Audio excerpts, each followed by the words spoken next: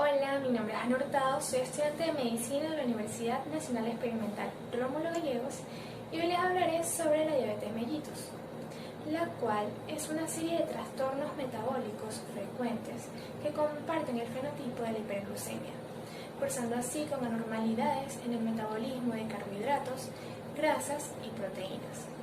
Debemos tomar en cuenta que la hiperglucemia puede deberse a una disminución de la utilización de la glucosa junto con un aumento de ella y a la deficiencia de insulina que es secretada por el páncreas. De esta manera se hace necesario conocer sobre el páncreas y su función en nuestro organismo. ¿Qué es el páncreas? El páncreas es una glándula mixta situada posterior inferior al estómago, entre la concavidad del duodeno y el hilo esplénico, y se localiza específicamente en el epigastrio y el hipocondrio izquierdo. Este mide alrededor de 6 pulgadas de largo y tiene dos funciones. Una función exocrina, donde se producen enzimas catalíticas como la amilasa, proteasa y lipasa, las cuales llegan al duodeno y ayudan a nuestra digestión. Y una función endocrina mediada por los islotes de Langerhans, que son cúmulos de células que ayudan a la producción de hormonas como insulina, glucagón, somatostatina y el polipéptido pancreático. La insulina es secretada por las células beta del páncreas y se encarga de disminuir los valores de glucosa en la sangre. Esto lo hace uniéndose a los receptores insulínicos de la membrana celular, permitiendo que la glucosa ingrese a la célula y se genere energía en forma de ATP. Mientras que el glucagón es secretado por las células alfa del páncreas y contribuye a la descomposición del glucógeno almacenado en el hígado con ayuda del cortisol, la hormona del crecimiento y la adrenalina, conocidas como las contrarreguladoras. Luego que el glucagón es sintetizado en el páncreas, este llega al hígado y se une a receptores específicos de la membrana celular de los hepatocitos. Ya conocido esto, podemos hablar de la clasificación de la diabetes mellitus. Hoy en día se conocen diversos tipos de diabetes que suelen ser resultado de defectos genéticos específicos de la secreción o acción de la insulina, trastornos mitocondriales y otro factor podría ser las alteraciones metabólicas que trastornan la secreción de la insulina. Sin embargo, las dos categorías amplias de la diabetes mellitus son la diabetes mellitus tipo 1 y la diabetes mellitus tipo 2, las cuales van precedidas por una fase de homeostasis anormal de la glucosa conforme progresan los procesos patogénicos. También se considera a la diabetes mellitus gestacional, definida como algún grado de intolerancia a la glucosa principalmente detectado en el embarazo. Generalmente suele ser resultado de la resistencia a la insulina relacionado con alteraciones metabólicas, lo cual aumenta las necesidades de insulina y puede provocar intolerancia a la glucosa o diabetes. Esta se diagnostica en el segundo o tercer trimestre del embarazo mediante la prueba de tolerancia a la glucosa oral. A menudo revierte la normalidad después del parto, pero se torna necesario el reconocimiento clínico de esta situación, ya que estas pacientes tienen un riesgo aumentado de mortalidad fetal si no reciben el tratamiento adecuado. Con respecto a la diabetes mellitus tipo 1, este es el resultado de la deficiencia completa de insulina debido a la destrucción autoinmune de las células beta de los islotes pancreáticos. A este tipo de diabetes se le atribuyen casos de patogenia autoinmunitaria y otros de etiología desconocida. La forma autoinmunitaria se caracteriza por un inicio brusco antes de los 30 años principalmente, aunque puede aparecer a cualquier edad, y también ha llegado a asociarse con otras enfermedades autoinmunes como la anemia perniciosa, la enfermedad celíaca y la tiroiditis de Hashimoto, por ejemplo. Asimismo, los factores genéticos son muy importantes y se ha demostrado la asociación con algunos antígenos de histocompatibilidad. También se han postulado otros factores ambientales como virus, superantígenos microbianos, gluten, cafeína y el estrés. Estudios actuales han revelado que este proceso llega a desencadenarse por un estímulo infeccioso o de pubertad que incrementan repentinamente las necesidades de glucosa. En cuanto a su fisiopatología, las células de los islotes de Langerhans son infiltradas por linfocitos T, lo que conduce a la atrofia y desaparición de las células beta, productoras de insulina, proceso conocido como insulitis. Posterior a la destrucción de las células beta, el proceso inflamatorio cede y los islotes pancreáticos se vuelven atróficos. Esta destrucción suele relacionarse a la vulnerabilidad de las mismas al efecto citotóxico directo de los linfocitos TCD8 y algunas citocinas.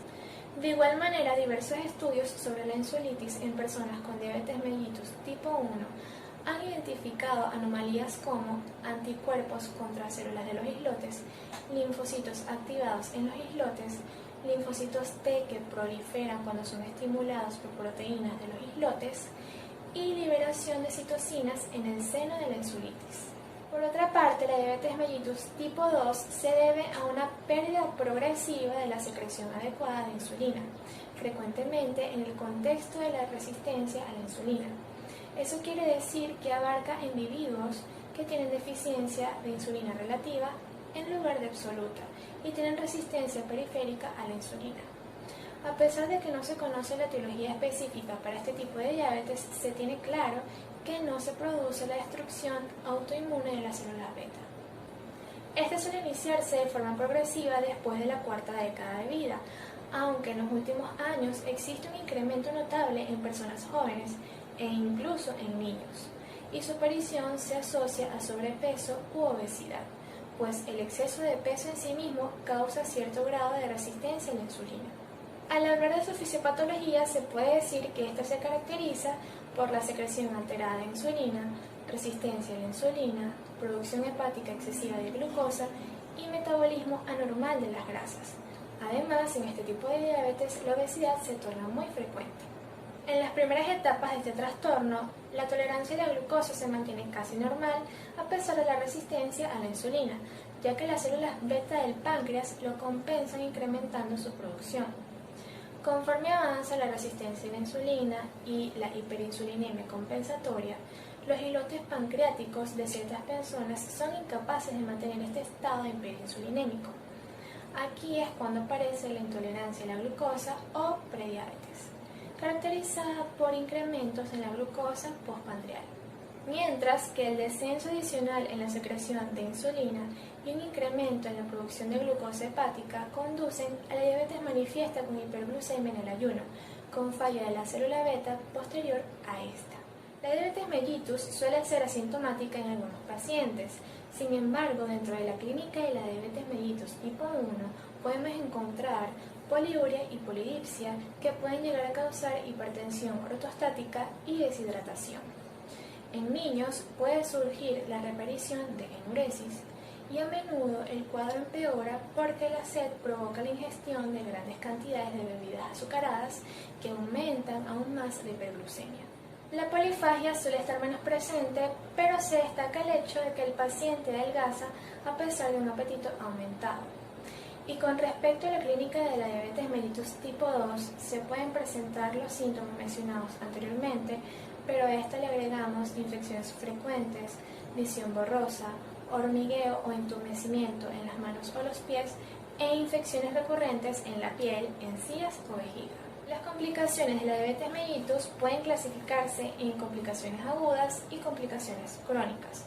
Dentro de las complicaciones agudas podemos encontrar la cetoacidosis diabética y el síndrome hiperglucémico hiperosmolar, mientras que en las complicaciones crónicas están retinopatías, neuropatías, micro y macroangiopatías como la enfermedad vascular periférica y el pie diabético como consecuencia de estas complicaciones crónicas. Para el diagnóstico de esta enfermedad, la Asociación Americana de Diabetes sugiere los siguientes criterios: hemoglobina glucosilada igual o mayor a 6,5%, una glucosa en ayuno mayor o igual a 126 miligramos sobre decilitro, un test de tolerancia a la glucosa mayor o igual a 200 miligramos sobre decilitro, en el cual se le administra al paciente 75 gramos de glucosa disuelta en agua y se esperan 2 horas para realizar la prueba, y una glucemia al azar o a cualquier hora del día de 200 gramos sobre decilitro. Esto luego debe confirmarse excepto si el paciente presenta síntomas clásicos de descompensación aguda como polidipsia, polifagia, poliuria y pérdida de peso. De forma general, el tratamiento de la diabetes busca mantener una glucosa plasmática entre 80 y 120 miligramos sobre decilitro. Por ello, los principales elementos que se deben tomar en cuenta son educar al paciente adecuadamente y asesorarlo de manera que pueda realizar su autocuidado. Asimismo, un asesoramiento dietético junto con el respectivo ejercicio físico y mantenerse al tanto del control de la glucosa. Los pacientes con diabetes tipo 1 se consideran insulinodependientes, es decir, que necesitan de insulina para poder llevar una vida adecuada, mientras que a los diabéticos tipo 2 se les sugiere cambiar su estilo de vida, ya que deben bajar de peso y tener una dieta favorable a su situación. Si con el tiempo se observa que esto no mejora, entonces se administran fármacos hipoglucemiantes, como las sulfonilureas y biguanidas. Si con esto el paciente tampoco mejora, entonces ya se debería considerar la administración de insulina.